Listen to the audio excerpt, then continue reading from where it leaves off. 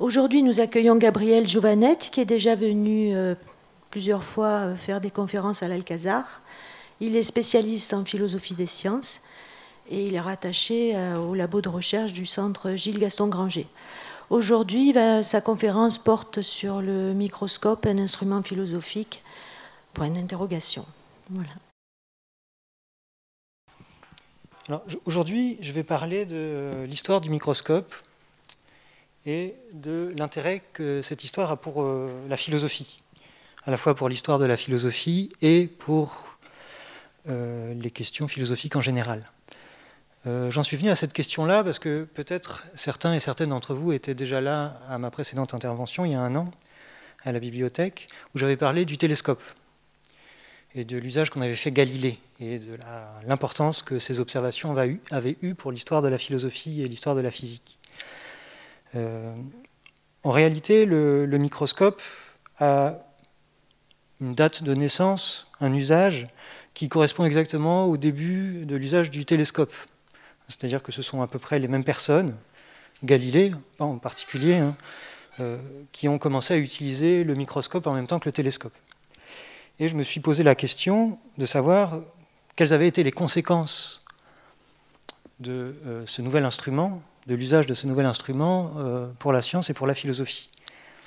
Et si vous étiez là il y a 1 an, vous vous rappelez peut-être que le télescope avait eu un retentissement très grand dans l'espace de la philosophie et de la science, parce qu'il avait permis d'observer des choses, des objets,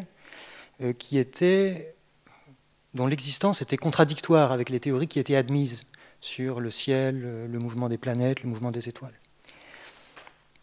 Et donc je me suis demandé si les objets qu'on a découverts grâce au microscope, les objets microscopiques, avaient eu la même conséquence sur les théories ou les visions du monde qu'on avait. Donc, avant de commencer, avant de rentrer dans le vif du sujet, j'aimerais rappeler quand même que, parce que ma spécialité c'est de faire de la philosophie des sciences, donc parfois ça étonne qu'on puisse être à la fois philosophe et s'intéresser aux sciences, parce qu'en France, la philosophie est considérée comme une discipline littéraire. En réalité, l'histoire de la philosophie, dès l'Antiquité, est totalement confondue avec l'histoire des sciences. On le verra, hein, la plupart des personnes que je vais citer sont souvent des philosophes, très souvent des savants, et la plupart du temps les deux à la fois. Néanmoins, j'aimerais insister sur des questions qui sont très intéressantes pour la philosophie et qui ont été rendues extrêmement explicites par Gaston Bachelard, que j'ai mis ici en image, qui est un philosophe des sciences du XXe siècle, que vous connaissez peut-être, français, et qui a écrit cette phrase qui est tout en bas de l'écran: les instruments dont on se sert en science ne sont que des théories matérialisées. Il en sort des phénomènes qui portent de toutes parts la marque théorique. Et donc ce qui va m'intéresser, c'est justement d'examiner le microscope et les observations qu'on peut faire grâce à lui sous le canon d'interprétation qui nous est proposé ici par Bachelard. Ça va nous permettre de nous poser des questions sur ce que c'est que la vérité, par exemple, sur la manière dont on peut prouver certaines théories grâce à des observations. Et toutes ces questions-là, qu'est-ce que la vérité, qu'est-ce qu'une preuve, comment fonctionne une preuve dans l'espace d'une théorie, ce sont des questions qui sont éminemment philosophiques.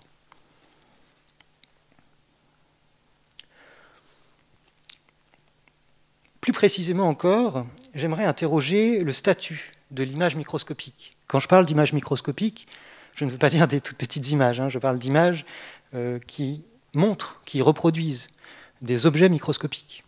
Ces images, on va le découvrir, ça peut être des dessins qui ont été réalisés par les microscopistes, ça peut aussi être des photographies.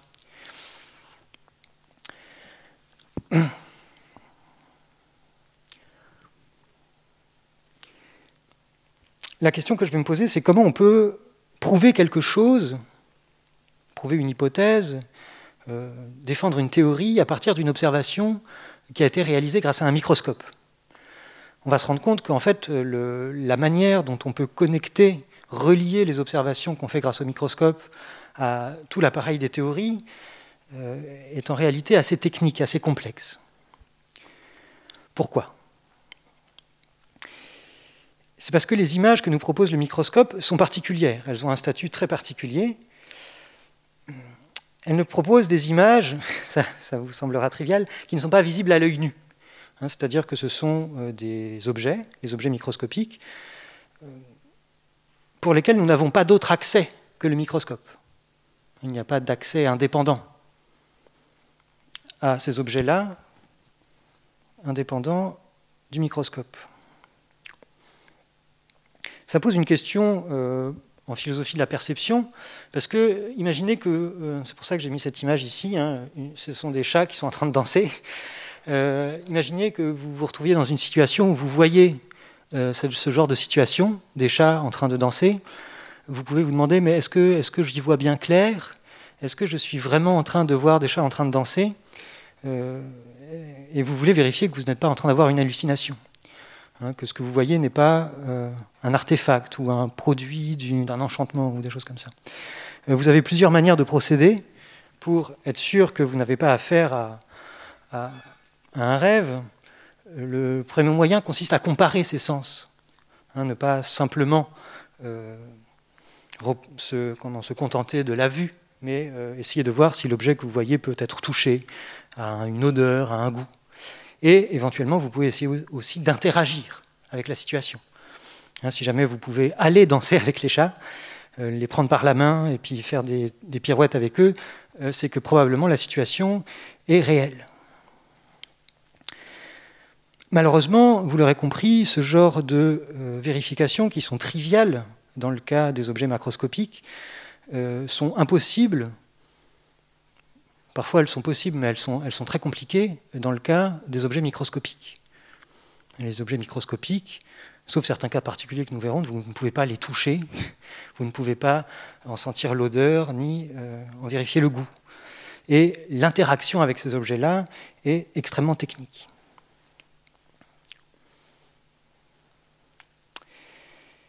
Je vous ai parlé tout à l'heure du télescope.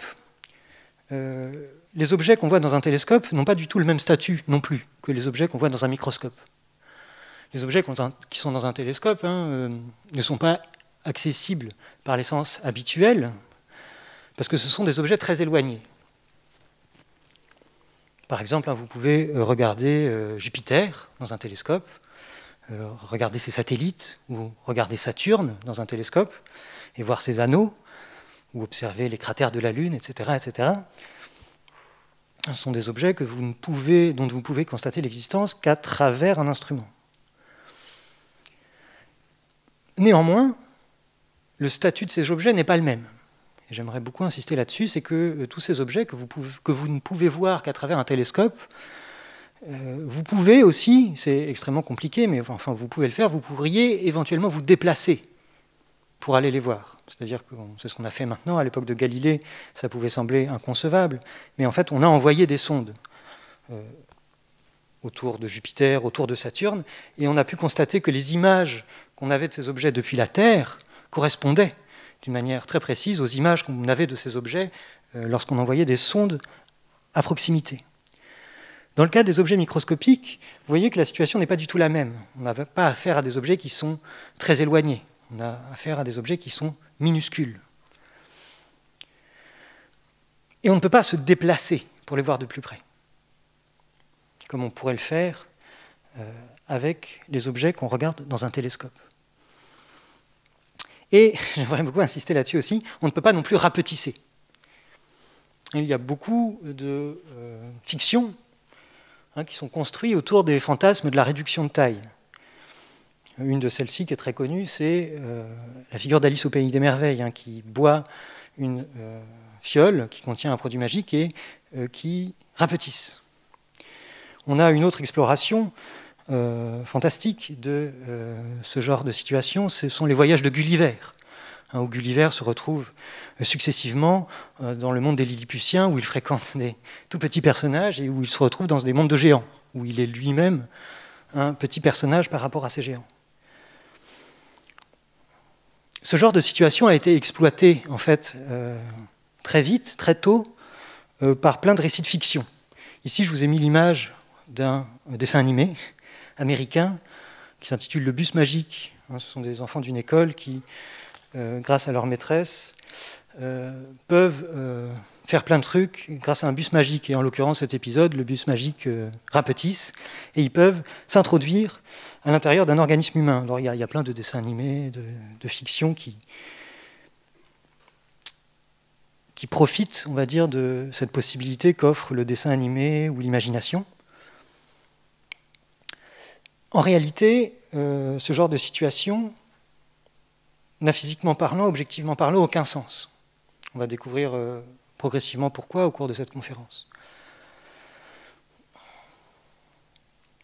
C'est-à-dire que ce que vous voyez là, sur l'image, en l'occurrence, c'est censé être une image où les enfants qui sont à bord du bus, vous voyez l'armature et puis une paroi en verre qui les protège du milieu biologique à l'extérieur. Et ce milieu biologique, en fait, c'est un vaisseau sanguin. Et les gros les formes ovales rouges que vous voyez, ce sont des cellules sanguines qui transportent l'oxygène.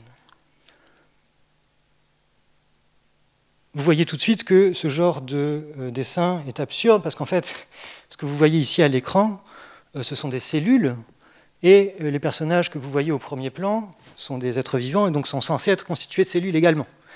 Si cette image était physiquement possible, on se retrouvait avec des cellules qui pourraient faire des tailles extrêmement différentes et c'est totalement absurde. Néanmoins, et c'est ce que j'aimerais, c'est ça qui m'intéresse en fait, c'est la possibilité d'une telle image est en réalité conditionnée par une conception du monde, inspirée d'une philosophie qui est née à l'époque où est né le microscope, qui est née sous la plume de Leibniz, de Descartes et de savants auxquels on va s'intéresser. Ce que j'aimerais défendre, l'idée que j'aimerais défendre, c'est que cette image, aussi pédagogique soit-elle, parce que c'est très intéressant ce genre d'image pour donner un socle intuitif à l'image microscopique, cette image est en réalité, à mon avis, un obstacle épistémologique. C'est-à-dire que si elle est intéressante dans un premier temps, pour comprendre les propriétés des objets microscopiques, elle va constituer, à terme, un obstacle à la compréhension de la spécificité de ces objets.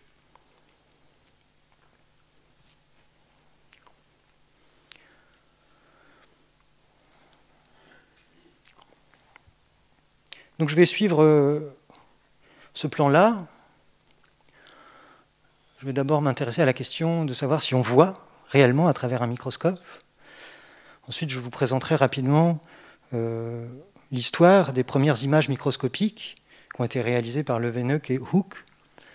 Ensuite, je m'intéresserai à la question des photographies qu'on peut faire grâce au microscope. Et le centre de mon propos se concentrera autour des obstacles qui se sont posés au progrès de la microscopie et de la microbiologie. Un de ces obstacles, c'est le fait d'avoir à capter la lumière. Et le deuxième obstacle, celui qui est le plus intéressant pour la philosophie, c'est justement qu'il y a une doctrine philosophique qui nous permet d'interpréter, qui a permis aux premiers savants d'interpréter les images microscopiques, mais qui est en réalité, à mon avis, un obstacle à la compréhension correcte de ce que sont ces objets. Et ensuite, je vais appliquer les diverses propositions que je vous ai présentées tout au long de la conférence dans une analyse de cas particulière qui est celle de la découverte des spermatozoïdes.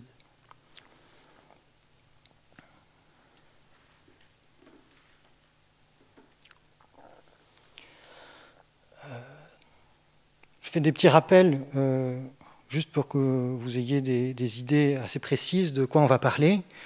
Le pouvoir de résolution de l'œil nu, c'est-à-dire les plus petits détails qu'on peut distinguer à l'œil nu, sont de l'ordre de 0,1 mm. Un dixième de millimètre, si vous voulez. C'est le plus petit détail qu'on puisse voir à l'œil nu, avec une bonne vue.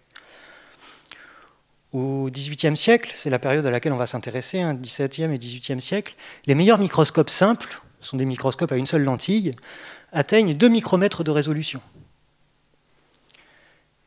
Aujourd'hui, les meilleurs microscopes optiques, les microscopes que vous pouvez avoir dans les laboratoires, ou même les microscopes d'amateurs, quand ce sont des bons modèles, atteignent une précision de l'ordre de 0,1 micron, 0,1 micromètre.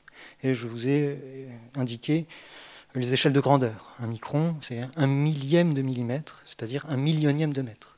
Vous prenez 1 millimètre, vous le divisez en 1000 parties, et vous obtenez 1 micromètre. Les observations qu'on réalise avec un microscope standard, c'est-à-dire un microscope qui grossit 400 fois, un microscope optique standard, ces observations-là nous permettent d'observer des objets dont la taille est celle du micromètre. Par exemple, les cellules. Les cellules vivantes sont de l'ordre du micromètre. Les spermatozoïdes, dont je parlerai tout à l'heure, la tête d'un spermatozoïde, sa taille est d'environ 5 micromètres. En ce moment, on parle beaucoup des virus. Juste pour une ordre de grandeur, les virus sont des êtres beaucoup plus petits. C'est quelques dizaines à quelques centaines de nanomètres. Donc c'est 1000 fois plus petit, enfin 100 à 1000 fois plus petit que les cellules. Et donc ce sont des corps qui sont quasiment inobservables au microscope optique. Microscope qui utilise le spectre lumineux visible. Donc on n'en parlera pas du tout. Parce que ce qui m'intéresse, c'est les premières observations qu'on a faites au microscope. Donc je pose cette question-là, voit-on à travers un microscope? En réalité, il s'agit d'une question qu'a posée un philosophe des sciences qui s'appelle Ian Hacking, et qui, dans un article que vous pouvez trouver très facilement, se pose cette question-là. Est-ce qu'on voit vraiment à travers un microscope? C'est-à-dire dans quelle mesure l'observation réalisée grâce à un microscope se rapproche d'une simple observation à l'œil nu. Hacking défend d'ailleurs l'idée que l'on apprend correctement à voir dans un microscope qu'à partir du moment où l'on interfère avec les objets microscopiques, comme par exemple lors d'une micro-injection. C'est l'image que je vous montre ci-contre. Donc on est en train d'injecter des cellules souches embryonnaires dans un blastocyte, c'est la légende. Ce qui est intéressant dans cette image, c'est qu'on se rend compte que l'objet qu'on regarde, qu'on est en train d'observer au microscope, n'est pas un pur produit de l'appareil qu'on est en train d'utiliser, qu'il y a bien quelque chose qu'on est en train d'observer qui est indépendant du microscope, parce qu'on peut le manipuler. Là, on est en train de manipuler cet objet avec des instruments. Là, on a par exemple une petite canne qui nous sert à introduire, une petite aiguille qui nous sert à introduire des éléments à l'intérieur d'une cellule. Pourquoi? Alors peut-être que cette question vous paraît bizarre, parce qu'on est habitué maintenant à voir des images d'objets microscopiques, on peut en regarder les photos, les reproductions dans des livres, sur Internet, et on a perdu, on va dire, la naïveté des premiers observateurs du microscope. C'est pour ça que Hacking, le philosophe dont je viens de vous parler, cite dans son article un manuel de biologie consacré à l'observation des organismes au microscope. Et l'auteur de ce manuel de biologie écrit cela, donc je vais vous le lire. En observant un objet familier avec un microscope de faible puissance, le microscopiste peut voir une image légèrement agrandie qui est identique à l'objet. Augmenter le grossissement permet de révéler dans l'objet des détails invisibles à l'œil nu. Et il est naturel de supposer qu'ils sont, eux aussi, identiques à l'objet. Mais que veut-on dire au juste quand on affirme que l'image est identique à l'objet? À l'évidence, l'image est un pur effet d'optique. L'identité entre l'objet et l'image signifie en réalité que les interactions physiques avec le faisceau lumineux qui rendent l'objet visible à l'œil nu, ou qui le rendraient visible s'il était assez gros, sont identiques à celles qui conduisent à la formation d'une image dans le microscope. En gros, on peut savoir que l'image qu'on est en train d'observer n'est pas une pure illusion d'optique, parce qu'on peut observer le même objet de plus en plus gros. On peut d'abord l'observer avec une loupe, ensuite avec un microscope qui grandit avec une certaine puissance, puis augmenter la puissance de grossissement. Et on se rend compte qu'on distingue de plus en plus de détails, mais qu'on continue à voir les détails qu'on observait auparavant. Donc on est sûr qu'on est en train de connaître plus intimement le même objet. C'est ça qu'on veut dire quand l'image est identique à l'objet. Je poursuis la lecture. Supposons cependant, c'est la deuxième colonne, que le rayonnement utilisé pour former l'image soit un faisceau d'ultraviolet, de rayons X ou d'électrons, ou que le microscope soit équipé d'un dispositif convertissant des différences de phase en variations d'intensité. Dans ce cas, il est impossible que l'image soit identique à l'objet, même dans le sens limité qu'on vient de définir. L'œil n'a pas la capacité de percevoir les ultraviolets, les rayons X ou les rayonnements électroniques, ni de détecter les déphasages entre des faisceaux lumineux. Ce raisonnement révèle que l'image doit être une carte d'interaction entre l'échantillon et le rayonnement produisant l'image. Ce que fait l'auteur du manuel, c'est tout simplement qu'il vous rappelle qu'il existe des microscopes qui ne sont pas des microscopes optiques, c'est-à-dire qui utilisent d'autres rayonnements que le rayonnement lumineux visible. On peut observer des objets au microscope électronique, par exemple. Sans même parler de microscopie, vous êtes tous et toutes habitués aux radiographies de vos membres, de vos bras, de vos jambes. Les images que vous obtenez sur des plaques photographiques ou des écrans d'ordinateur, ce sont des images qui sont obtenues grâce à des rayonnements qui ne sont pas ceux de la lumière visible. Vous n'avez absolument aucun moyen à l'œil nu de voir la même chose que ce que vous offre une radiographie, par exemple. On peut faire la même chose avec un microscope, utiliser diverses formes de rayonnement pour examiner les objets.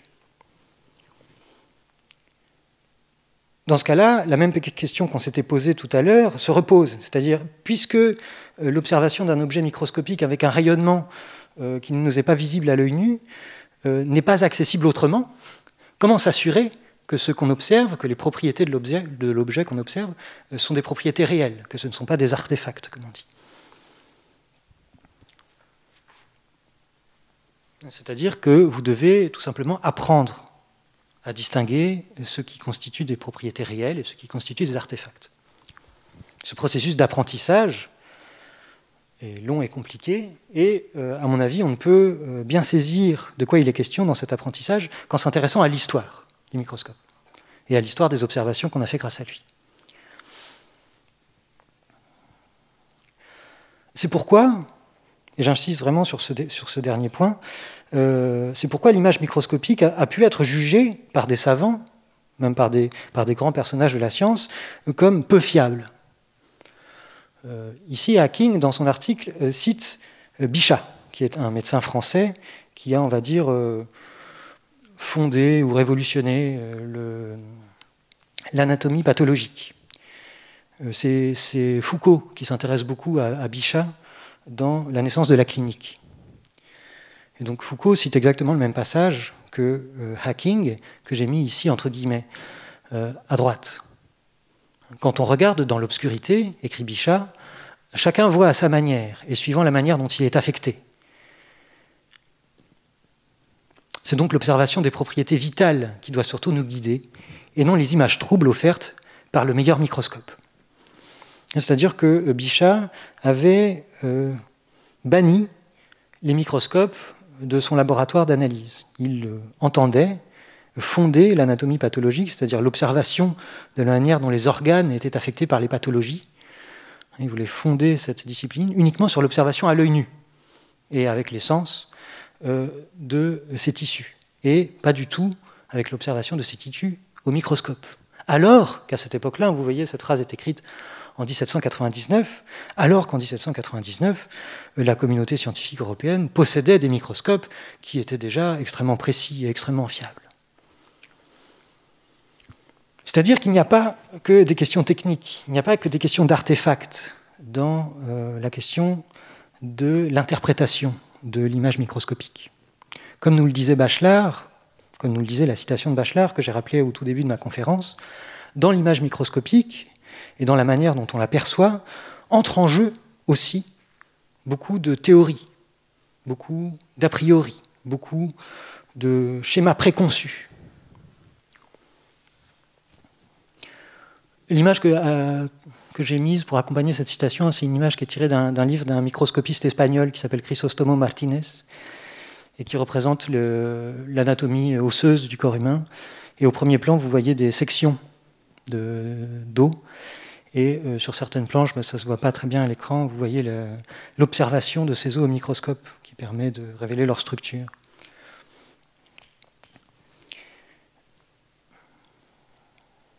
Je remercie une de mes collègues, Sophie Singlard, qui m'a permis de vous proposer cette image. Donc il est temps que je vous parle des premières observations qu'on a faites au microscope. Je vais m'intéresser essentiellement à deux figures du microscope. Il n'y en a pas que deux, bien sûr, mais il y en a deux qui sont vraiment importantes pour l'histoire de la microscopie. C'est le Hollandais Leeuwenhoek et l'Anglais Hooke, Robert Hooke. Sur cette image, vous voyez le microscope de Leeuwenhoek. Enfin, une reproduction, on va dire, du type de microscope qu'utilisait Leeuwenhoek. Au tout début, là, quand je vous ai rappelé les données de base, je vous ai dit que les microscopes simples à une seule lentille avaient une résolution de 1 ou 2 microns. Les microscopes simples, ce sont ce type de microscope-là. Vous voyez, c'est une grande plaque en métal avec un support, ici qui est monté sur une vis, qui permet de maintenir un objet à observer. Et vous voyez que la lentille qui permet l'observation de cet objet est minuscule. En réalité, il s'agit de minuscules billes de verre. Je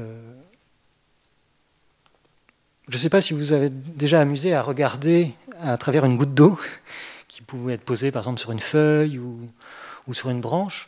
Si vous approchez votre œil très très près de cette goutte d'eau, vous pouvez voir qu'effectivement elle a grossi. Elle grossit par exemple le support qui est sous elle. Vous pouvez vous en servir comme une loupe. Donc ce sont des toutes petites loupes. Elles avaient l'avantage de pouvoir être fabriquées extrêmement facilement, ces petites billes de verre. On peut s'intéresser par exemple à l'histoire de la manière dont on fabriquait les lentilles. Et ces petites billes de verre, il suffisait de prendre du verre qu'on avait fait fondre, on avait attendu qu'il était refroidi. Ensuite, il suffisait de le tourner dans un bol en pierre, dans du sable. Et à force de faire des mouvements aléatoires avec la main, vous obteniez des sphères quasi parfaites de verre qui vous permettaient de faire des observations. Contrairement à ce qu'on pourrait penser, ces toutes petites sphères de verre permettent des grossissements extrêmement puissants. On dit que les meilleurs microscopes de Leeuwenhoek permettaient un grossissement de 300.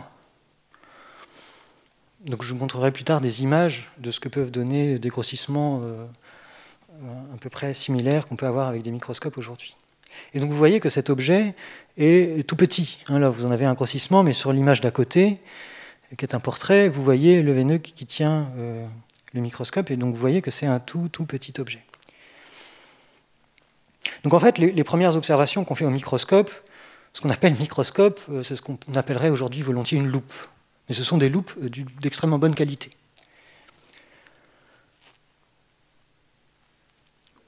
Ce qui nous intéresse dans Leeuwenhoek, c'est la correspondance qu'il a eue avec la Société royale de Londres, qui regroupait plusieurs savants, et Leeuwenhoek, qui faisait ses observations en Hollande, communiquait avec cette Société royale en envoyant des lettres, dans lesquelles il décrivait le résultat de ses observations.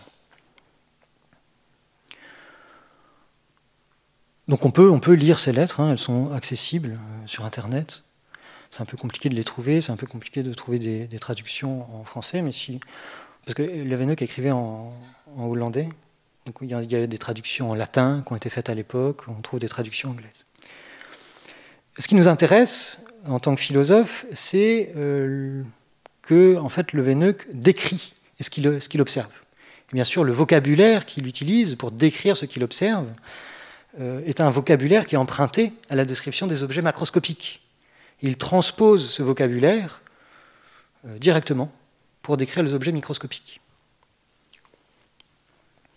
Par exemple, il utilise le terme « animal » pour parler de certains organismes microscopiques qu'il observe. Alors, en soi, vous voyez que ça n'a rien de problématique à première vue, parce qu'on se dit, après tout, puisqu'il y a des animaux très petits, on peut parler d'une vache ou d'un chat, ce sont des gros animaux, et on connaît des animaux beaucoup plus petits, par exemple les insectes. D'ailleurs, certains savants de l'époque utilisent le mot insecte pour parler des organismes microscopiques. Et donc, a priori, quand on voit des petits organismes bouger, quand on les observe au microscope, par exemple, quand on observe de l'eau croupie au microscope, on observe en fait ce qu'on pourrait appeler des petits microbes. Les microscopistes de l'époque n'ont aucun scrupule à utiliser le mot animal pour parler de tel corps. On y reviendra, hein, j'y reviendrai sur cette question-là quand on examinera le cas de la découverte des spermatozoïdes. Et une deuxième personne qui nous intéresse beaucoup, c'est Hooke, qui est anglais et qui a lui aussi fait beaucoup d'observations au microscope. Alors le microscope qu'il utilisait, lui, était un microscope complexe, comme ça, qui contenait 2 lentilles. Il faut imaginer qu'il y a une lentille qui est à l'extrémité du microscope, tout en bas, et une autre, un oculaire, hein, qui est tout en haut. Et ça lui permettait d'avoir des observations très précises également, avec des forts grossissements. Ce qui est intéressant chez Hooke, c'est qu'il décrit très précisément non seulement toutes ces observations, mais également les méthodes qu'il utilise pour observer. Donc vous voyez, à côté, il y a une planche qui est tirée de son livre, Micrographia, qui est un livre qu'il a publié en 1665, et qui vous présente non seulement le plan du télescope, mais également le schéma de l'appareil qu'il utilisait pour éclairer ses échantillons. Vous voyez, c'est ce qu'il y a en bas de l'image à droite. Et donc, en fait, je vous décris ce que c'est que cette image. Vous voyez, en fait, une immense lentille, c'est ça, la grosse forme ronde, qui focalise une lumière sur l'échantillon à observer. Et vous voyez que la lumière est obtenue grâce à une flamme, hein, qu'on entretient avec un liquide inflammable qui est contenu dans la fiole, qui est tout à gauche. Et grâce à ce dispositif, pour concentrer les rayons lumineux, Hooke peut observer des échantillons. Si vous avez jamais observé au microscope, vous savez qu'un des plus gros problèmes qu'on a en microscopie, c'est justement de concentrer la lumière. Si vous observez n'importe quel échantillon au microscope sans l'éclairer, vous n'allez rien observer du tout, parce que vous perdez énormément de lumière. Vous voyez la taille. Vous voyez là, vous avez une section du microscope. Vous voyez que le côté le plus fin, qui est tout à gauche, c'est par là que la lumière entre. Donc en fait, vous captez très très peu de lumière. Donc il faut apporter une intensité lumineuse énorme à votre échantillon. Aujourd'hui, quand on vous apprend à utiliser un microscope, au lycée par exemple, ou même si vous vous procurez un instrument amateur, le microscope est déjà prévu pour être utilisé d'une certaine manière. C'est-à-dire qu'on va supposer que vous allez l'utiliser avec des échantillons que vous allez mettre sur des lames de verre, et vous allez éclairer l'échantillon par-dessous. Pour pouvoir faire ça, il faut plein de procédés techniques dont je parlerai plus tard. Il faut vous imaginer qu'à l'époque de Hooke et de Leeuwenhoek, ce genre d'observation n'existait pas vraiment. C'est-à-dire que Hooke et Leeuwenhoek observaient des objets entiers. Ils ne les découpaient pas, ils ne les posaient pas sur des lames transparentes. Donc ils avaient besoin d'encore plus de lumière pour les observer. La plupart du temps, d'ailleurs, ils ne l'observaient pas avec une lumière qui traversait les objets, mais avec une lumière réfléchie. Là, vous voyez que ce type d'observation vous permet seulement d'avoir une lumière réfléchie sur l'objet. Ce n'est pas une lumière qui arrive par-dessous.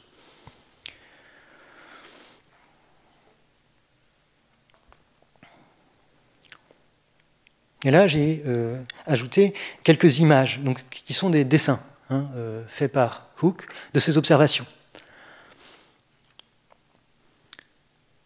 Là, vous avez l'image des yeux d'une mouche. Et à côté, à droite, vous avez l'image des petites cellules qu'a observé Hooke en regardant une écorce de liège, une écorce de chêne de liège. Généralement, cette observation, celle de l'écorce de liège, est considérée, si vous vous renseignez sur la question, comme la première observation des cellules végétales. Et on attribue à Hooke justement la première utilisation du mot cellule, cell en anglais.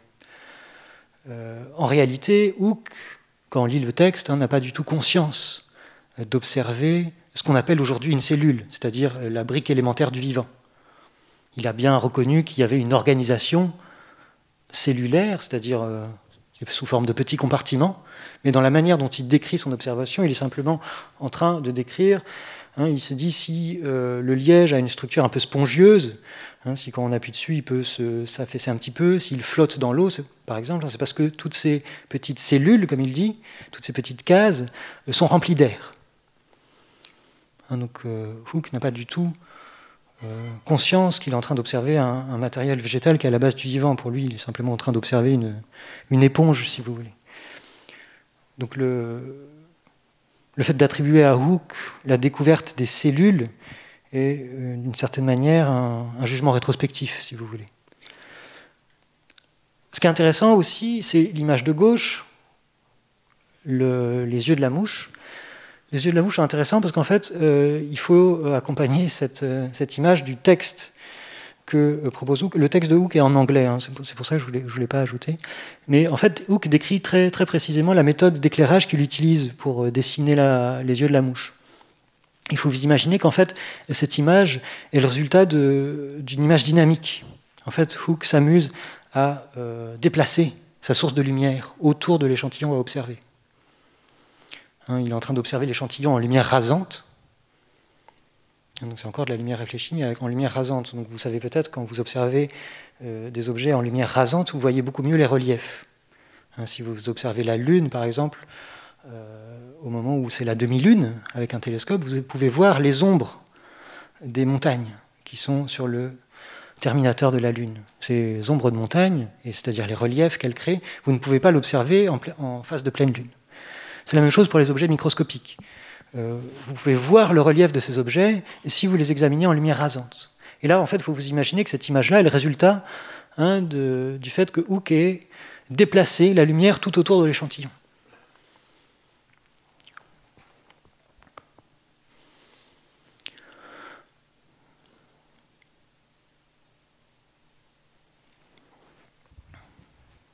Donc, il faut vous imaginer ici qu'en fait, alors il se trouve que les observations de Hooke et les dessins qu'ils font sont extrêmement fiables, mais comme on le découvrira bientôt, ce n'est pas le cas de tous les observateurs.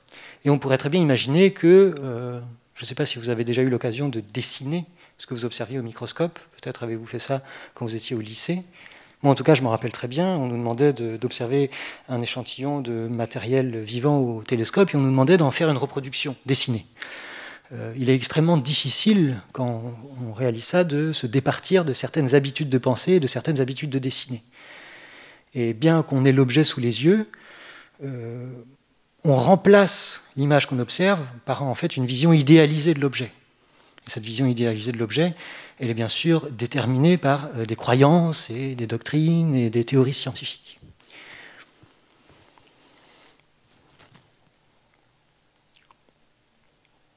Donc on pourrait très bien se dire que l'image photographique serait plus fiable. Je vous rappelle que la question qu'on est en train d'examiner en ce moment, c'est de savoir si justement on peut faire de l'image microscopique quelque chose qui est identique à l'objet qu'on observe.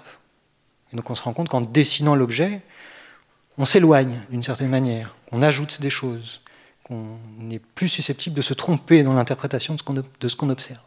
Donc on pourrait se dire, l'image photographique, après tout, nous permet de nous débarrasser de nos erreurs subjectives. La citation est en anglais.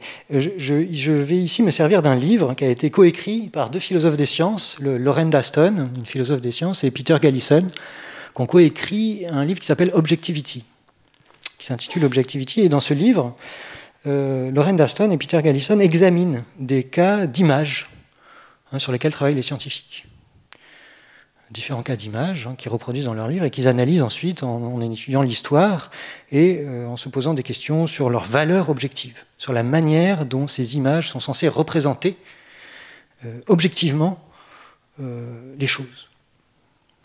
Et ils s'intéressent plus exactement, le passage qui m'intéresse ici et que j'ai cité, est un passage qui concerne un savant qui a écrit un des premiers atlas de physiologie, si vous voulez, et qui a été un des premiers savants à reproduire,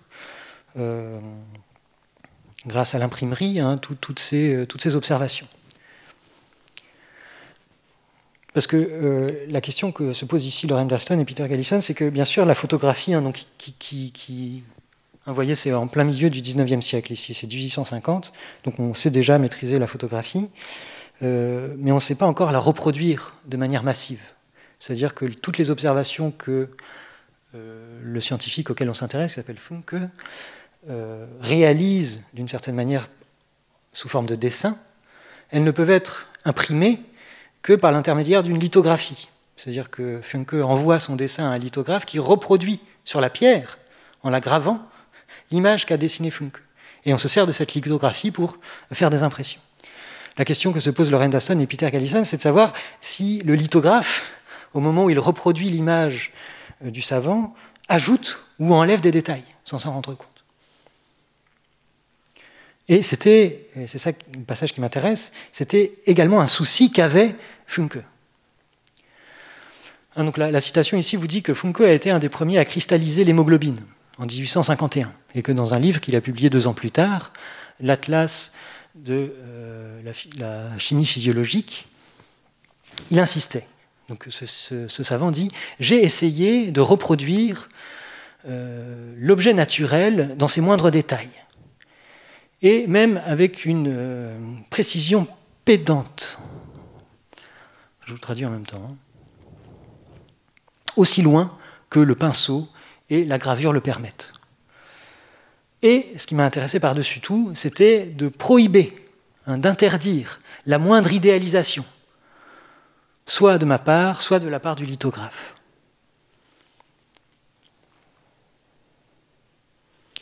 Donc vous voyez que la question d'avoir à se débarrasser de ces habitudes de pensée n'est pas si évidente, et que la photographie, en réalité, ne change pas grand-chose, parce que Funke s'est très vite rendu compte qu'il pouvait obtenir une image plus objective, débarrassée de ses idéalisations, s'il utilisait la photographie. Mais encore une fois, si vous avez déjà fait de la photographie, vous savez très bien qu'on peut se poser exactement les mêmes questions à propos de l'image photographique qu'à propos de n'importe quelle image.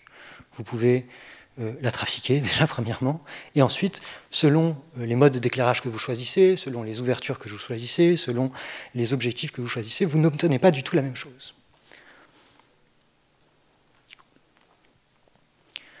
Ça, c'est une deuxième citation qui dit à peu près la même chose.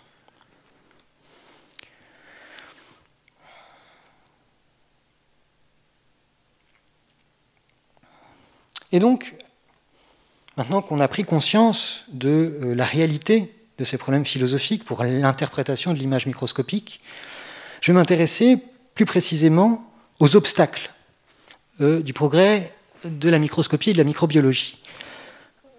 Hacking le remarque, mais ce n'est pas le seul, tous les historiens de la microscopie le remarquent, et les progrès de la microscopie et des disciplines qui sont maintenant naturellement associées à la microscopie, comme la microbiologie, ont eu un progrès en 2 temps.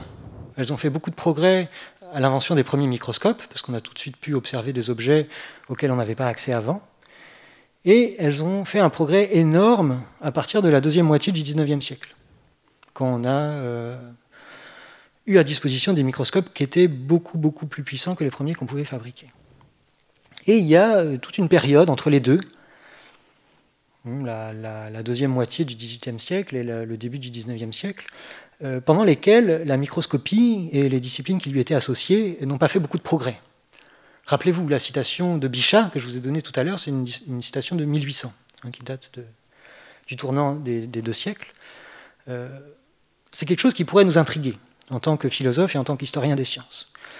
Par exemple, si vous aviez assisté à la présentation que j'avais faite il y a 1 an sur l'histoire du télescope et des observations, les progrès qu'a permis le télescope ont été fulgurants, dès les premières années de son usage. Pourquoi ? Parce qu'en fait, les choses qu'on pouvait observer grâce au télescope, les objets qu'on pouvait observer grâce au télescope, n'étaient pas des objets qui correspondaient aux cases qui étaient prévues par les théories qui étaient admises à l'époque. Notamment, par exemple, la théorie d'Aristote sur la nature des objets célestes ne permettait pas d'expliquer les taches solaires, ou les cratères de la Lune, ou les anneaux de Saturne. La manière dont Aristote et tous les héritiers d'Aristote concevaient ces corps, qu'ils les concevaient comme des corps parfaits, qui avaient des mouvements circulaires, cette manière de concevoir ces corps-là n'était pas compatible avec les observations au télescope. Quand vous êtes un savant ou une savante et que vous vous retrouvez face à une situation où votre observation entre en contradiction avec les théories que vous avez admises, il faut faire quelque chose immédiatement. Et c'est ça qui a engendré des progrès fulgurants dans le domaine. Et au fur et à mesure qu'on a amélioré les télescopes, on a rencontré de plus en plus d'objets de ce type-là, et on peut dire que les progrès de la télescopie, de l'astronomie, ont été continus pendant plusieurs siècles. Dans le cas du microscope, c'est assez étonnant, mais en fait, on ne se retrouve pas face au même cas de figure.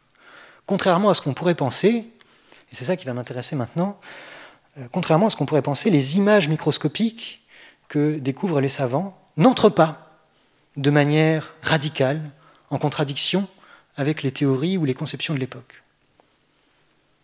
Il y a même, comme on va le découvrir, une conception philosophique, une construction philosophique, une interprétation philosophique du monde qui permet très bien de s'accommoder des observations microscopiques et qui va les ériger, comme je l'ai dit au début, l'interprétation de ces observations microscopiques en obstacle épistémologique. Et donc l'idée que je vais vous proposer, c'est que tout simplement cette idée philosophique, qui est une très belle idée, va avoir comme conséquence un retard dans le progrès qu'on aurait pu faire avec ces observations. Alors, un des premiers, vous voyez, je suis en train de vous parler des obstacles au progrès de la microscopie. Un des premiers obstacles au progrès de la microscopie, avant le problème de savoir comment les conceptions philosophiques impriment leur marque aux observations, un de ces problèmes-là, à côté des problèmes techniques, d'avoir à corriger les aberrations de tout genre, parce que quand vous observez des objets avec des lentilles, il y a des déformations par exemple. Ou alors vous pouvez avoir ce qu'on appelle des aberrations chromatiques. C'est-à-dire voir toutes les couleurs de l'arc-en-ciel, le même objet décliné dans toutes les couleurs de l'arc-en-ciel. On a découvert peu à peu toutes les manières de corriger ces aberrations. Mais un des problèmes dont je vous ai déjà parlé beaucoup, c'est celui d'avoir à capter la lumière. J'insiste beaucoup sur cette question parce qu'en fait, l'histoire de la microscopie, ce n'est pas que l'histoire du microscope. C'est aussi l'histoire de la manière dont on a préparé les échantillons. Alors, on va jouer à un petit jeu. Je vous montre cette image et le petit jeu consiste à deviner de quel instrument il s'agit. Donc c'est une image qui est tirée de la dioptrique de Descartes. Descartes a écrit un traité de dioptrique où il explique comment tailler les verres pour construire des microscopes et des télescopes. Et il propose une méthode de taille qui n'a jamais été employée, qui est pour tailler ce qu'on appelle des verres paraboliques, ou des verres hyperboliques, peu importe. Bon, contrairement à ce qu'une première, une analyse rapide de l'image pourrait faire penser, cette image ne représente pas un télescope. Cette image représente un microscope.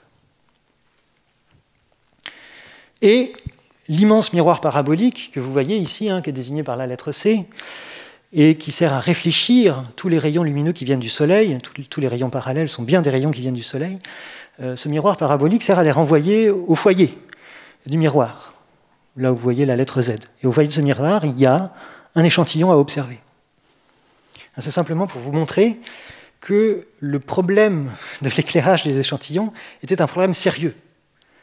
Sérieux au point que Descartes en était venu à imaginer un subterfuge aussi complexe que celui-là pour avoir suffisamment de lumière pour observer ces échantillons. N'oubliez pas non plus que la lumière artificielle était quelque chose de beaucoup plus difficile à obtenir que maintenant. Rappelez-vous de l'astucieux montage de Hooke pour observer ces échantillons grâce à une flamme artificielle. Alors, heureusement, je rajoute ça, heureusement, ce télescope n'a jamais été construit. Ce microscope n'a jamais été construit. C'est juste un dessin, un schéma. Et fort heureusement pour l'œil de l'observateur, il n'a jamais été construit. Par contre, et là je vous ai rajouté une petite image pour vous le montrer, le principe, l'idée a été conservée. Ici vous avez l'image d'un microscope qui a été construit au milieu du XIXe siècle et qui a été utilisé par Beck, donc un savant du XIXe siècle. Et vous voyez l'usage d'un petit miroir parabolique. Vous avez le détail en haut à droite de l'image et la manière dont il peut être utilisé juste à côté de la plaque qui contient l'échantillon à observer. Donc il sert à focaliser, concentrer une lumière incidente sur l'échantillon à observer. Sauf qu'à contraire, alors ici, il s'agit d'un microscope qui servait à observer les échantillons minéraux. Mais bon, vous pouvez aussi vous en servir pour observer ce que vous voulez. Et là, je vous ai juste mis juste par curiosité, la différence que vous pourriez obtenir en observant une image. En l'occurrence, ce sont des fibres de mouchoirs qui sont observées. Hein, l'image que vous avez sur la gauche vous représente ces fibres si vous les observez avec une lumière traversante, qui traverse le mouchoir. Hein, donc vous voyez le fond clair, parce que la lumière vous vient du fond, et les fibres empêchent le passage de la lumière, et donc du coup vous voyez ces fibres en noir.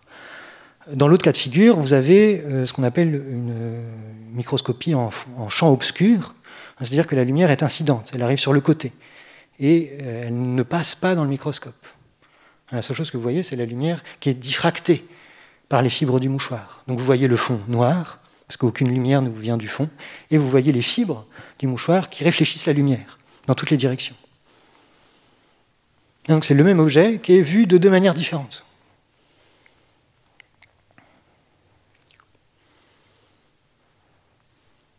Je ne sais pas s'il s'agit vraiment d'observation microscopique. Je me demande s'il ne s'agit pas simplement d'une photo et de son négatif. Mais c'est juste pour vous donner une image de ce que ça pourrait être. J'en viens maintenant vraiment au cœur de mon propos, qui est d'examiner comment une conception philosophique, une théorie philosophique sur la structure de la réalité influence l'interprétation des observations microscopiques. Alors, pour pouvoir vous présenter cette conception philosophique du monde, je suis obligé de faire un peu d'histoire, même un peu d'histoire de l'art, parce qu'il faut s'intéresser à quelque chose qui était très présent dans la pensée qu'on appelle maintenant baroque, c'est-à-dire de la fin du XVIIe et du XVIIIe siècle. Il y a quelque chose qui est très intéressant dans tout l'art baroque de cette époque-là, donc fin XVIIe et XVIIIe siècle, c'est la figure de la mise en abîme. Et donc je vous propose ici différentes productions artistiques qui utilisent toutes ce procédé de mise en abîme. Vous avez probablement déjà lu ou entendu parler de l'illusion comique, donc une pièce de Corneille qui utilise ce procédé de mise en abîme. Vous avez une pièce de théâtre dans la pièce de théâtre. Ce même procédé de mise en abîme est utilisé par exemple en architecture.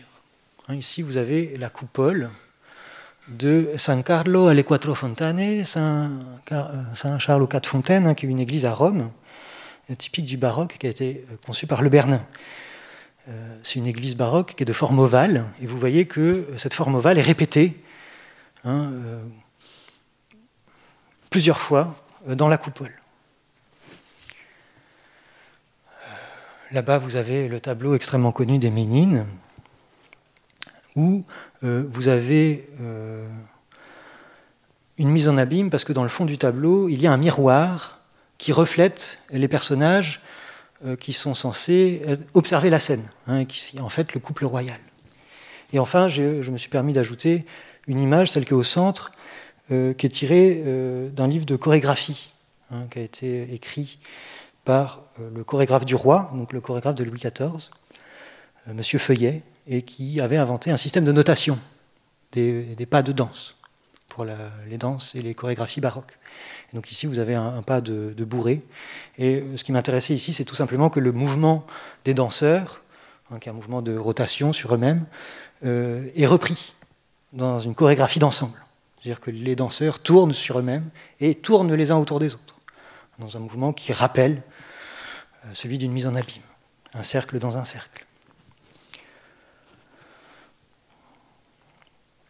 Cette manière de penser, cette manière de voir les choses, cette manière de construire le monde, elle se retrouve aussi en philosophie. Elle se retrouve par exemple dans les écrits de Leibniz.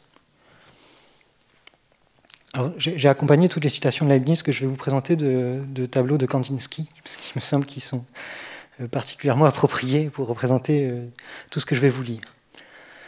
Il y a quelque chose qui est très intéressant chez Leibniz, c'est qu'il a une conception de la matière qui est totalement héritée de ses théories mathématiques. Peut-être que vous le savez, Leibniz a été un des inventeurs avec Newton du calcul infinitésimal. C'est-à-dire qu'il a appris à la communauté scientifique à manipuler des grandeurs aussi petites que l'on veut. Leibniz n'a pas hésité à transposer à la matière cette divisibilité à l'infini de la grandeur. Et Leibniz pensait que la matière était effectivement divisée à l'infini, qu'elle n'avait pas de plus petite partie, qu'on pouvait toujours, si on trouvait une portion de matière, la découper, la plier, la recourber. Il en arrive à une conception où justement cette figure de la mise en abîme joue une fonction philosophique d'interprétation de la réalité. Regardez le paragraphe 65 de la monadologie. Chaque portion de la matière n'est pas seulement divisible à l'infini, comme les anciens l'ont reconnu, mais encore sous-divisée actuellement sans fin, chaque partie en partie, dont chacune a quelques mouvements propres. Par où l'on voit qu'il y a un monde de créatures, de vivants, d'animaux, d'entéléchies, d'âmes, dans la moindre partie de la matière.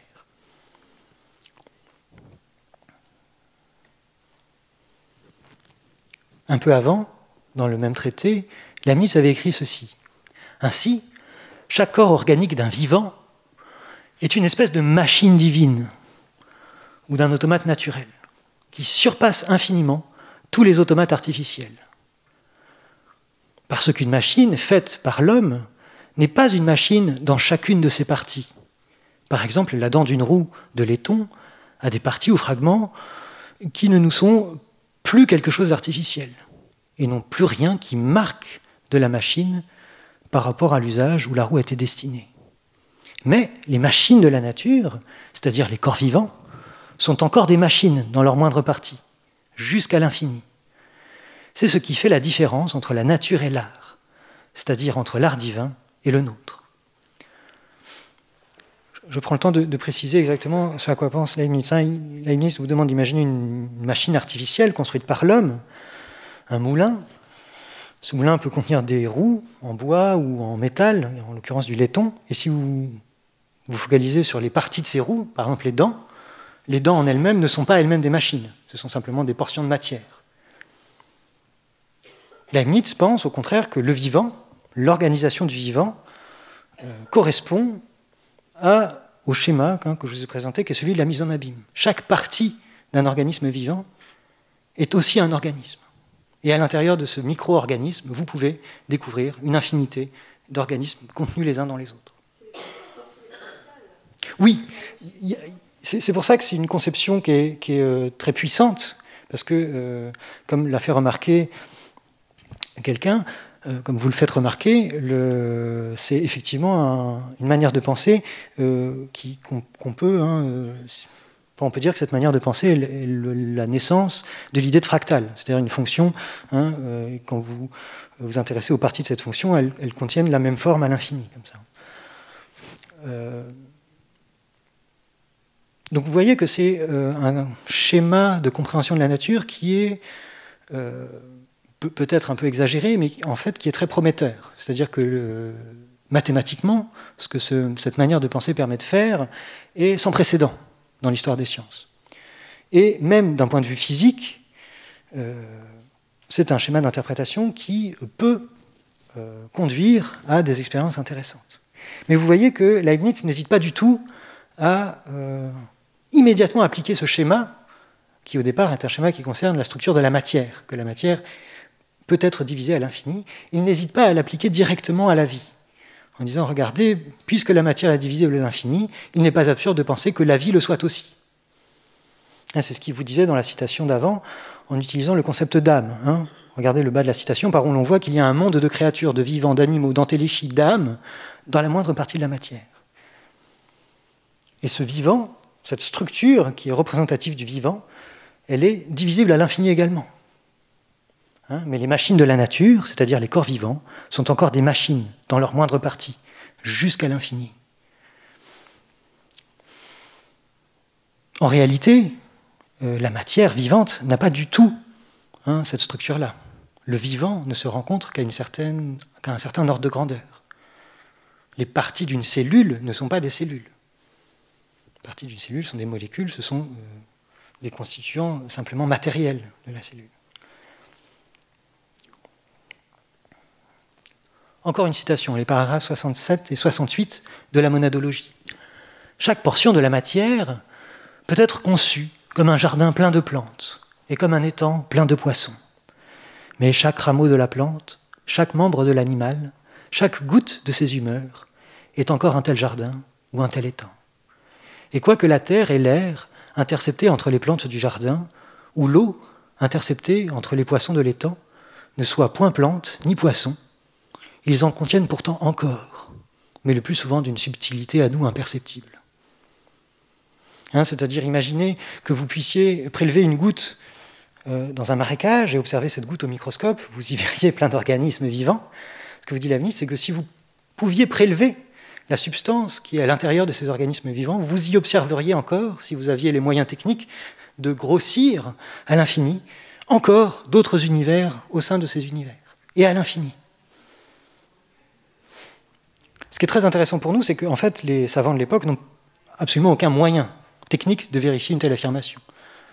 Ils ne disposent de microscopes qui leur permettent de grossir que 300 fois, et ils n'ont pas du tout les moyens de vérifier que chaque embryon de vie contient une infinité d'embryons de vie contenus les uns dans les autres, à l'infini.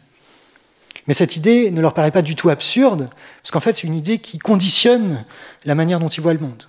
Elle conditionne la manière dont ils voient la matière, et comme je vous l'ai présenté avec des exemples d'histoire de l'art, elle conditionne tout simplement la matière dont ils voient le monde en général, dont ils construisent leurs ouvrages de fiction, dont ils peignent, dont ils réalisent des monuments, dont ils dansent.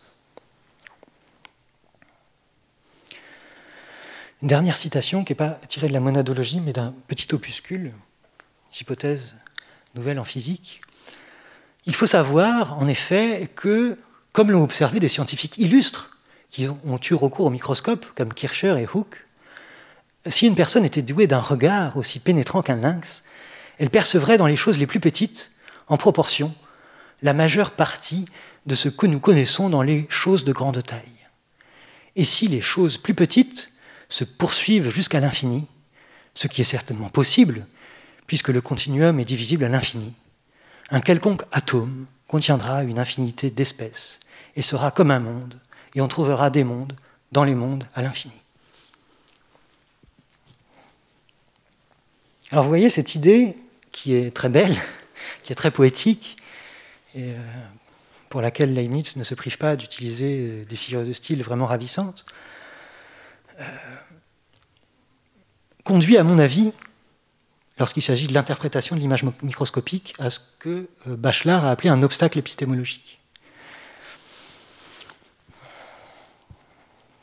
Et je vais me servir d'un cas particulier, qui est celui de la découverte des spermatozoïdes, pour expliquer exactement ce que je vais dire ici. Alors je fais juste un petit rappel sur cette notion d'obstacle épistémologique. C'est un concept qui a été inventé par Bachelard, dont j'ai parlé au tout début de ma conférence, pour analyser certains épisodes de l'histoire des sciences. Bachelard ne s'est pas seulement intéressé aux écrits des grands savants, ceux qui ont été retenus par l'histoire positive des sciences, mais également à l'histoire des sciences écrite par des petits savants ou des non-oubliés, ou même des personnes qui se sont totalement trompées, ou qui se sont égarées dans la route qui mène à la vérité. Et il lui est apparu qu'il y avait certaines habitudes de pensée qui revenaient souvent et qui, alors que dans une première approximation, elles permettaient de saisir un phénomène, de comprendre à peu près comment il fonctionnait, si elles étaient sans cesse utilisées pour l'interprétation, elles conduisaient finalement à des erreurs. Par exemple, un des exemples que Bachelard cite souvent, c'est celui de voir l'électricité comme un fluide.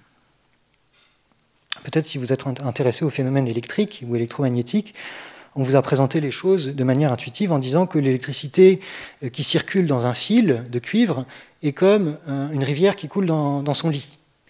Et vous pouvez donner de manière analogique un équivalent à toutes les propriétés du courant électrique, sa tension, sa différence de potentiel, en la traduisant en termes de mécanique des fluides, le débit ou la différence de hauteur entre deux points d'une même rivière. Cette image, qui a l'air à première vue utile pour comprendre comment fonctionne l'électricité, va, au fur et à mesure de son usage et des détails que vous allez devoir ajouter pour que l'image soit cohérente avec les expériences, cette image va constituer peu à peu un obstacle à la compréhension du phénomène. C'est-à-dire que l'électricité, en fin de compte, n'est pas un fluide. Et si, en première approximation, elle peut avoir des propriétés qui ressemblent à celles des fluides, il faut vite se débarrasser de cette image si on veut continuer à faire des progrès. Ici, la vision du monde, sous forme de mise en abîme successive, qui est rationnellement soutenue par l'idée que la matière est divisible à l'infini. Pour autant qu'on sache actuellement, la matière n'est pas divisible à l'infini, mais c'est ce que pensait Leibniz à cause de la méthode mathématique qu'il avait inventée. Ce schéma d'interprétation du monde, s'il est utile dans un premier moment de l'histoire de la microscopie, va très vite constituer un obstacle. Pourquoi il est utile dans un premier moment de la microscopie? Il est utile dans un premier moment de la microscopie parce qu'il permet tout à fait d'enregistrer les découvertes qu'on a fait au microscope. Et il permet de se dire qu'on n'observe pas des choses fausses. Une des réactions, par exemple, des contemporains de Galilée sur les observations faites au télescope était tout simplement de nier la réalité des objets qu'on observait, en disant que c'était le télescope qui nous montrait n'importe quoi, que la lumière, quand elle traversait l'optique du télescope, était perturbée de telle manière qu'elle nous faisait voir des choses qui n'existaient pas en réalité. Là, vous voyez très bien que cette conception de la matière divisible à l'infini rend tout à fait possible, et même cohérente, l'idée qu'il puisse exister des organismes vivants qu'on ne peut pas percevoir à l'œil nu. Et donc, cette manière de voir les choses a un effet positif en ce qu'elle permet aux savants de l'époque de continuer leurs observations, de se dire ce qu'on observe, ce sont vraiment des choses réelles, ce sont vraiment des choses qui sont cohérentes avec ce qu'on sait déjà. Et donc ça a eu, dans un premier temps, cet effet positif d'encourager les observations. Mais très vite, ça va avoir aussi des effets négatifs. Alors, je vous ai mis ici, sur cette image, donc je vais m'intéresser au cas de l'histoire de la découverte des spermatozoïdes, qui ont été une des premières choses qu'ont observé les savants de cette époque-là. À gauche, vous avez des dessins de spermatozoïdes qui ont été réalisés par Leeuwenhoek, dont j'ai déjà parlé. À titre de comparaison, je vous ai mis un cliché photographique de spermatozoïdes tels qu'on peut les observer avec un microscope qui grossit 400 fois. Et enfin, vous imaginez qu'en plus, dans cette image-là, il y a un procédé de coloration qui est utilisé. C'est pour ça qu'on voit des petites taches violettes. Donc on distingue à peu près correctement la tête du spermatozoïde et la flagelle. Le microscope qu'utilisait Leeuwenhoek, les meilleurs microscopes qu'utilisait Leeuwenhoek étaient des microscopes qui grossissaient 300 fois, c'est-à-dire un peu moins que l'image que vous voyez à droite. Donc je vous laisse imaginer la quantité de détails qui ont été ajoutés par Leeuwenhoek dans son dessin.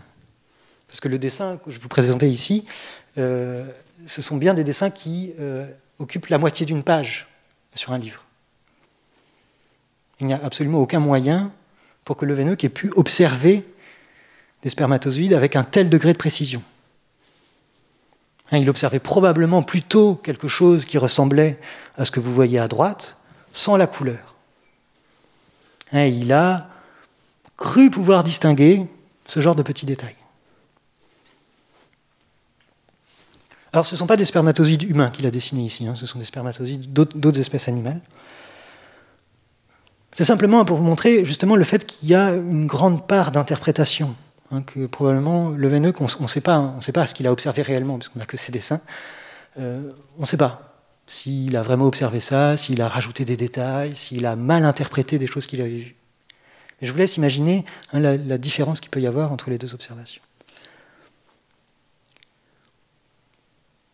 Sachant ça, sachant la manière dont ce que vous savez et ce que vous savez dessiner perturbe l'interprétation d'un objet, je vous montre cette page-ci, qui est extraite d'un ouvrage de Nicolas Hartshöcker, qui est un savant de la fin du XVIIe siècle, et qui est, comme la plupart des premiers microscopistes, qui n'est pas du tout un biologiste, parce que ça n'existait quasiment pas. Un biologiste à l'époque était un mathématicien, un physicien.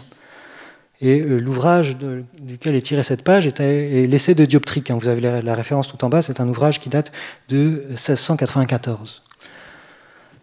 C'est vraiment un essai de dioptrique, c'est-à-dire c'est comme le livre de Descartes dont je vous parlais tout à l'heure, c'est un livre qui est entièrement consacré à la construction des de la dioptrique, c'est-à-dire de la construction des télescopes, la construction des microscopes, la manière de tailler les verres et surtout la théorie mathématique qui est nécessaire pour savoir tailler correctement les verres. Et ce n'est que dans le tout dernier chapitre de ce livre, le tout dernier chapitre, vous voyez là, c'est les pages 229 à 231 que je cite, c'est dans le tout dernier chapitre de ce livre que Nicolas Hartshöecker fait état des observations qu'on peut réaliser grâce à ces outils dont il vous livre les clés de construction. Donc il y a certaines pages de ce dernier chapitre qui sont consacrées à ce qu'on peut observer, par exemple, au télescope.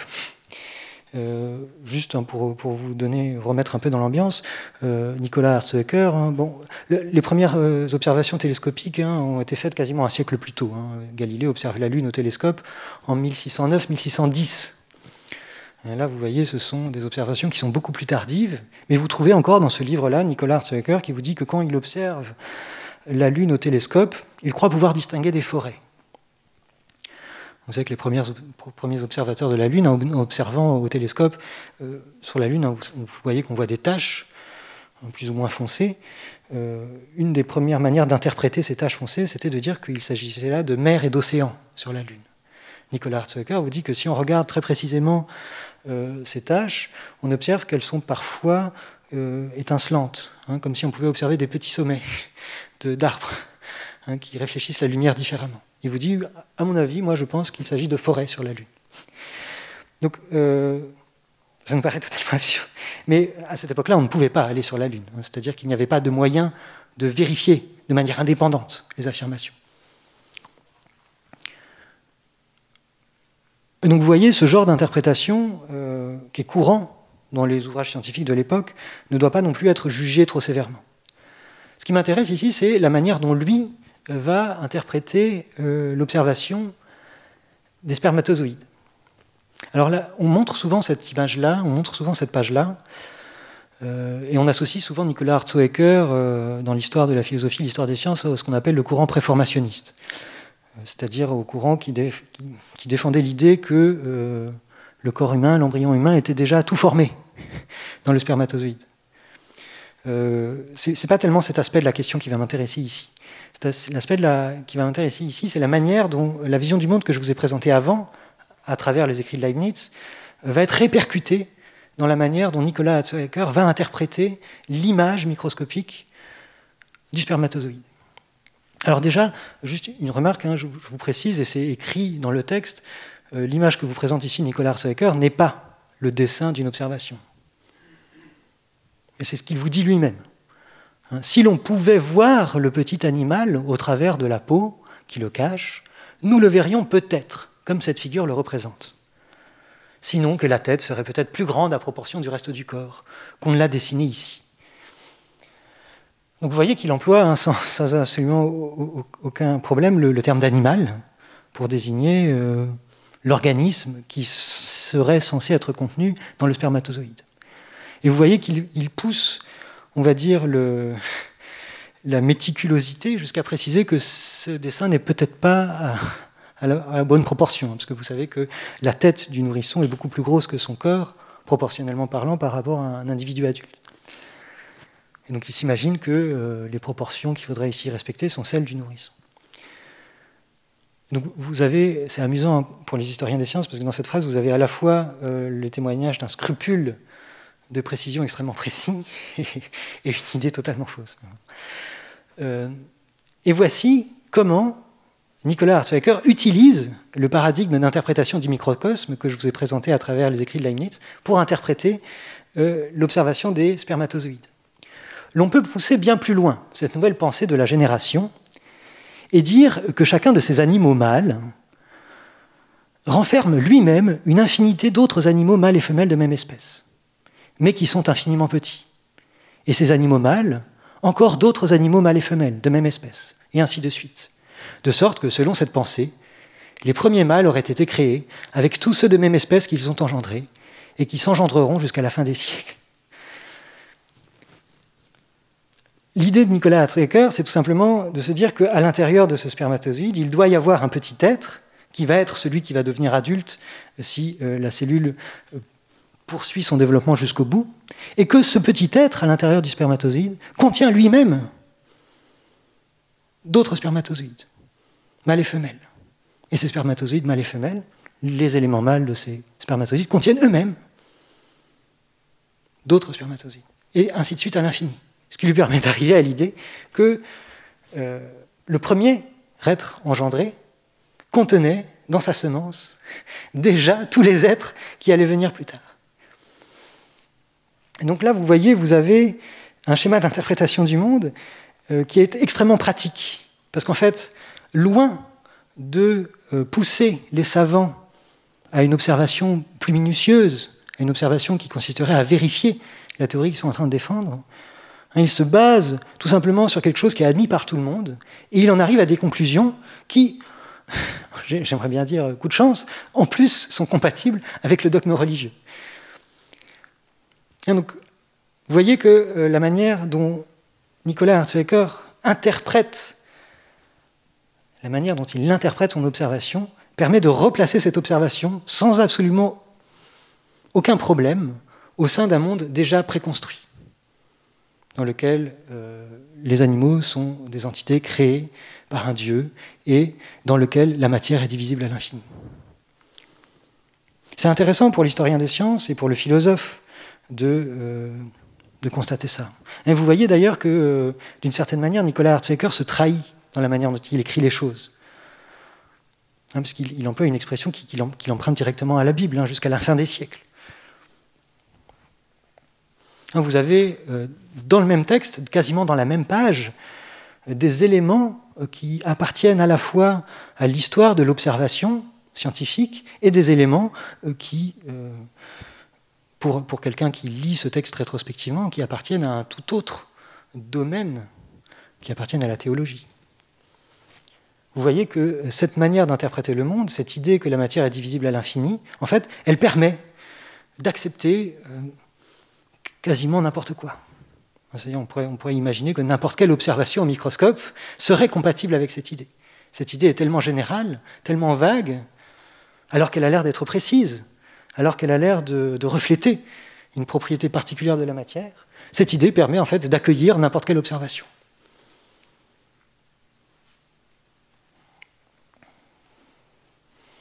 Quand j'ai lu ce texte de Nicolas Hartzeker, ça m'a fait penser à ce tableau de Salvador Dali, qui vous représente justement ce phénomène de mise en abîme, à travers les tigres qui se sortent les uns des autres, et qui a quelque chose, je trouve, de cet aspect cosmologique et créatif qui est propre au texte de Nicolas Hartzeker. Donc j'en profiterai de ce dessin pour conclure. Et en fait vous présenter, conclure en vous disant que justement le travail du philosophe des sciences, le travail de l'historien des sciences, c'est de déceler cela. C'est de lire des textes scientifiques et de voir la manière dont ces textes, qui appartiennent à l'histoire des sciences, sont conditionnés par la philosophie. Ici, en l'occurrence, on a vu qu'une certaine idée, une certaine image de la nature, que je vous ai présentée à travers les textes de Leibniz, mais Leibniz n'est pas du tout le seul représentant de cette manière de voir les choses. Il en est l'un des acteurs, mais ce n'est pas lui qui a inventé ça tout seul, comme je vous ai présenté les choses, c'est un phénomène culturel global dans toute l'Europe de l'époque. Cette manière de voir les choses, en fait, va tellement loin qu'elle conditionne même la manière dont les premiers microscopistes vont analyser les images qu'ils obtiennent par l'observation. Et elle va jouer, en étant utilisée comme ça de manière non critique, elle va jouer contre le développement de la science. C'est-à-dire, justement, en ne permettant pas de susciter la contradiction. Ce qui a permis le progrès de l'astronomie, après Galilée, je vous l'ai déjà dit, c'est justement le fait que les images que nous offrait le télescope étaient en contradiction totale avec les théories qu'on avait sur le ciel, et sur le mouvement des planètes, et sur la nature de ces objets. Au contraire, ici, le schéma d'interprétation du monde, le principe d'interprétation du monde, accueille de manière non problématique les observations. Et c'est justement ce qui est un frein même au progrès. Donc on peut en avoir une conclusion, si vous voulez, sur la structure du progrès lui-même. C'est-à-dire que cette image microscopique, dont on se posait la question au tout début de cette conférence, de savoir quel était son statut, comment on pouvait s'en servir pour prouver des choses, vous voyez très bien ici que le rôle est inversé. C'est-à-dire qu'en fait, on ne se sert pas de cette image pour construire des théories. On ne se dit pas, ah voilà, on observe quelque chose qui est intriguant, et on va en observer plus, on va essayer de chercher quelles sont les propriétés de ces objets pour pouvoir dégager des théories. On ne construit pas les théories à partir des observations. C'est rarement comme ça que ça se passe quand on s'intéresse à l'histoire des sciences. Ce qui se passe, c'est plutôt qu'il y a des théories préexistantes qui sont très générales, qui sont parfois même très solides, et parfois on découvre des choses qui les mettent en tension, qui posent des problèmes, qui entrent en contradiction avec elles. Et quand on a affaire à des contradictions vraiment violentes, en fait on a de la chance. Ça veut dire qu'il va y avoir une restructuration dans le champ du savoir. Ça veut dire qu'il va y avoir un progrès intéressant. Ici, vous voyez, l'image microscopique n'acquiert pas immédiatement la fonction d'image qui va entrer en contradiction avec la vision dominante du monde, la vision dominante de la matière. C'est pour ça qu'il faudra 2 siècles, il faudra attendre le milieu du XIXe siècle, pour commencer à voir émerger une autre manière de se représenter la nature de l'image microscopique. Une autre manière de se représenter la nature de cette image, c'est tout simplement celle que je vous ai présentée à travers la citation que je vous avais lue, qui était tirée du livre Objectivity.